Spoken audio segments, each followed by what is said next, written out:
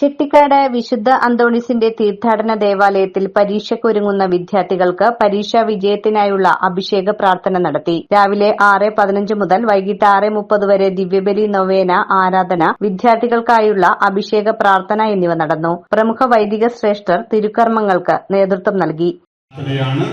എല്ലാവരും കണ്ണുകൾ അടച്ച് നിങ്ങളുടെ പുസ്തകങ്ങളും മറ്റുമൊക്കെ കയ്യിലുണ്ടെങ്കിൽ എല്ലാം കയ്യിലെടുത്ത് പിടിച്ച് പ്രത്യേകമായിട്ട് പ്രാർത്ഥിക്കുക. വൈദികര് എല്ലാവരും കൈകൾ പൊക്കി ഇവരുടെ മേല് ആശീർവാദത്തിനായിട്ട് നമുക്കിപ്പോൾ പ്രാർത്ഥിക്കാം. സ്നേഹപിതാവായ ദൈവമേ, ഞങ്ങളെ ശ്രമിക്കുന്ന അന്തോണീസ് പുണ്യവാനെ, ഈ മക്കളെ എല്ലാവരെയും അങ്ങയുടെ കരങ്ങളിലേക്ക് സമർപ്പിച്ച് പ്രാർത്ഥിക്കുന്നു. പരീക്ഷ എഴുതിക്കൊണ്ടിരിക്കുന്ന, പരീക്ഷയ്ക്കായിട്ട് ഒരുങ്ങുന്ന ഈ മക്കളെ എല്ലാവരെയും കനിഞ്ഞ് അനുഗ്രഹിക്കണമേ.